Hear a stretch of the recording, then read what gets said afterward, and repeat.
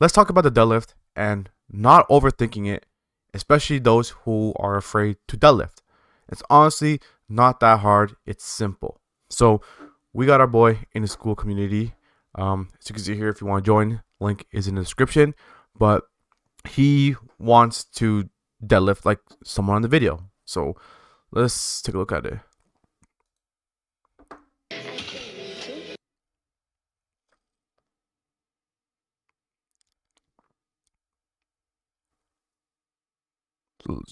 Wow, that's a crazy deadlift. So that's just a video of someone deadlifting, and he's asking how to deadlift like him. He wants to see a tutorial on how to deadlift like this. So, a couple things right off the bat that I see here is number one, he's using a deadlift bar. Number two, sumo stance. And number three, he has crazy ass hip mobility.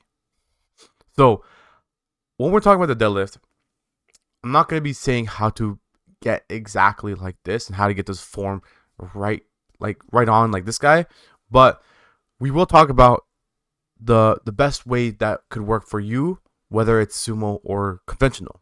Because one thing I'm going to point out here is everyone's deadlift is going to look different. If you look at other people's deadlift, they have a more narrow stance, but it's still sumo. If you see other people, they're conventional. If you see, for example, myself, I used to do sumo, but it wasn't working for me, so I went to conventional. So it all varies, very different. So can you get this exact sumo form? Probably, but the chances are it's hard because leverages your body, the bar, everything comes into play, right? So shout out to my boy Amon for this, but let's get right into it. So the deadlift, yes. So the deadlift is an overall, I would say it's a whole body movement because it works out your lower back, works out your back, works out your hamstrings, your glutes.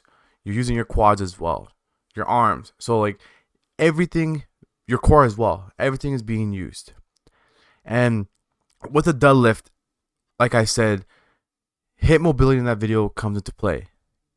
Let's first talk about sumo. So sumo versus conventional. Sumo, like I said, is more a wide stance. You're more upright. It's going to be a lot of glutes and your hips and your quads.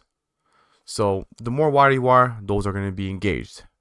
So the only issue with looking exactly like that video is it's a deadlift bar. So the first thing is a deadlift bar. Deadlift bar has more bend into it, which makes the range of motion shorter, which means you can be more upright, which means you can pull a lot more weight.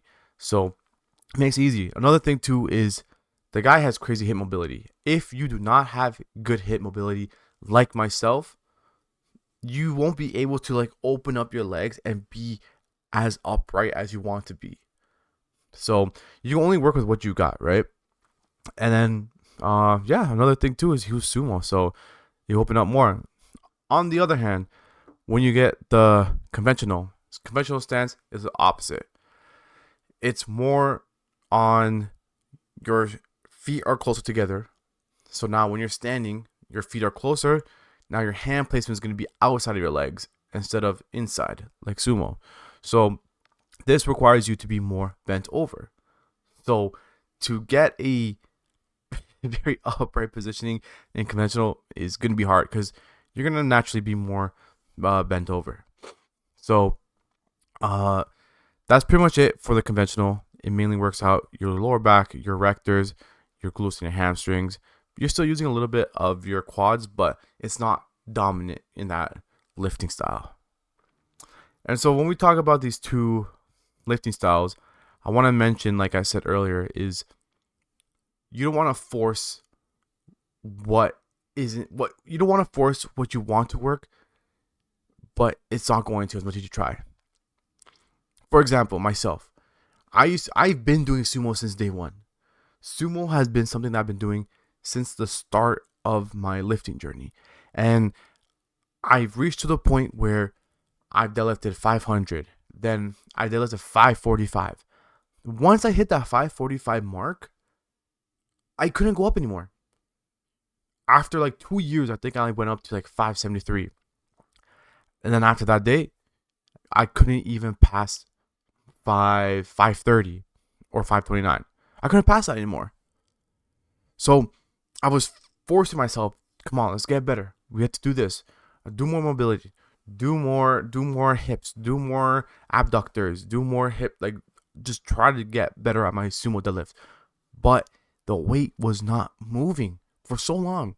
I'm not kidding. From 2023 till now, I couldn't even do more than what I could have before.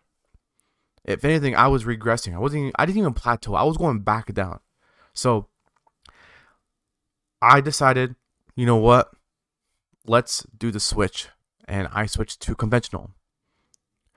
Tell me how, when I made that switch, obviously nothing like overnight, but I gave it some time. I worked on it, focused on the technique, and then I built the strength. I did all the work. Now my conventional is doing better than my sumo. So I'll probably put a clip down here, but you'll probably see a video of like I'm doing 529 and I'm struggling so much in sumo, and then when I do conventional, I do the same exact weight and it's flying. So obviously, point is, whatever you have the leverage on, I'm more of like a shorter, kind of like a shorter legs, big upper body guy. So sumo would kind of be hard for me. And I forced it. I tried, but it didn't work. But conventional, I don't know what happened. It just worked. It clicked. So make sure that, obviously, it all depends on the person. I'm not saying everyone should do conventional, but whatever feels right and best for you, that you're seeing the most progress, stick with that. You know? Stick with it. If you have long legs, long arms, fuck it. Go for it. But if you're someone who's kind of built like me, yeah, conventional could be your good way. And if you weigh a bit more heavier. So if you weigh at least like 200, 210, 220 pounds, yeah, go for conventional as well. So how do we get a better deadlift then? So first thing we're going to talk about is your positioning. So when it comes with your positioning, it'll apply to both the sumo and deadlift, the sumo and conventional, sorry. So you first want to get your feet placement down. Feet placement, you want to make sure that whether you're sumo or conventional, you want to make sure that you got your feet, the bar is going to be on the midfoot. Holy fuck, don't mind my writing. Damn. Midfoot. The bar should be in the middle of your feet when you go to the bar and you look down. All right. Second thing is your hinge. Bear with me. Your hinge. Deadlifting is not a full-on squatting movement. It requires some kind of hip hinging. So you want to focus on bringing the hips back, not bringing your hips on your butt down to an extent, okay? Because mind you, if you want to use your leg drive and you want to really engage your legs with your upper body as well, pulling the bar, you could still bend you can still get into a squat position too. But once you get into that hinging movement, you hinge your hips back as much as you can. Then at that point, you can bend your knees. Then you bend your knees. Then you can bend and do a slight squat. So then you can grab the bar. Because if you hinge and then you can't reach the bar, how are you going to deadlift, right? So bend the knees. Okay? When you bend your knees and you reach for the bar, you want to make sure you have long arms. You want to make sure your shoulders are depressed. They're not like hunched and they're very down. You want to make sure your arms are very nice and long so you can use your arms as hooks. They're not going to be the ones, bending and pulling. They're just there just to hold the bar. Okay? Then once you get over there and you have your hands on the bar, you want to make sure that you are I'll call it slack pull. Pulling the slack. Pulling the slack. Pulling the slack essentially means creating pre-tension and creating tightness before you lift off. So a couple ways you can do it is you can pull the bar until it's nice and tight. You can pull, so you're pulling the bar with your upper body and you're pushing into the ground with your legs. So now upper body's pulling, lower body is pushing. So this is going to create tightness and engagement before you lift off. Then what you can do is you got to brace. So when you brace, you take a nice deep breath into your core. You want to make sure it's around you. You're bracing, big breath around your core. And then right there, you should feel a lot of tension, a lot of tightness. You want to keep that. Once you get it, you keep it. You don't want to lose it, right? Because a lot of people, what happens is they create the tension, they have it, they got it, they're good. But right when they're going to pull, then they lose it and then they grab it again. So you want to make sure you always have that tension there at all times. Then the next part would be wedging. I like to call this fucking the bar. So you have the slack pull ready. You're about to go in. You're wedging. Wedging essentially is you're bringing now your hips into the bar. Now you're thrusting your hips and your ass into the bar, which is why I like to call it fucking the bar. So when you have the slack pull, you're pulling the slack, everything's nice, you're good to go. You use your hips and you wedge them into the bar to help pull the bar off the floor. And then after that, you just stand up.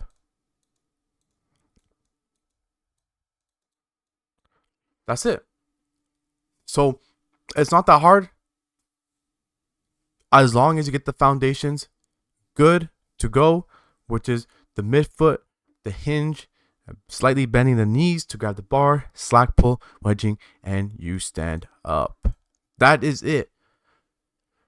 So a lot of people, they might be getting the midfoot, hinge, bend knees, and they might not be getting the slack pull or the wedging. So you want to make sure that you have all these steps down, which is going to create a good deadlift. So there is obviously a lot more to the deadlift, but don't overthink it. At the end of the day, this is going to help build a strong back, help you build a strong lower back, legs, overall strong body. So especially if you're getting to powerlifting, don't be afraid to deadlift. I personally think it's a good one. Quick little backstory is I used to have a lot of lower back pain, and I was working at a grocery store when I was young, and just by picking things up or putting things on the shelf on at the bottom, close to the floor, would kill my back. Then I would go to soccer practice, and going to soccer practice, just out of nowhere, mid game, I'm walking and I feel a sharp pain on my lower back. And I remember this one day that happened to me, and I fell. I had to go onto the floor. I was in pain. I couldn't move. I couldn't even breathe sometimes. It was hard to breathe. Whenever I was breathing in, it was hurting me. So I couldn't do it anymore. Then later on, in my head, I'm like, what if I just strengthen my lower back? What if I do hyperextensions, RDLs, deadlifts, rack pulls? What if I do all that? Strengthen my lower back, strengthen my lower back, and I'll get stronger. So I told this theory to my friend, and he thought I was an idiot. He was like, what the fuck? You're stupid, man. You're going to make it worse. What happened? Started deadlifting, doing all the lower back exercises, strengthening it. Took some time, little by little, progressed, and now I literally have no lower back pain. And I'm older now, too. So I don't know the science behind it, but it worked. So, as corny as it might sound, deadlifts aren't bad for your lower back. You just have a weak back. That's it. Just strengthen it. So there you go, guys. Other than that, that is how to get a better deadlift. Unfortunately, it's not going to be easy to get a deadlift like this, but who knows? Someone who's watching this might have this leverages and the mobility for this. So other than that, guys, oops, sorry. that's pretty much it. If you want to join the school community, join up. We got strength training videos. We got powerlifting for beginners, all that kind of good stuff. But other than that, guys, till next time, peace.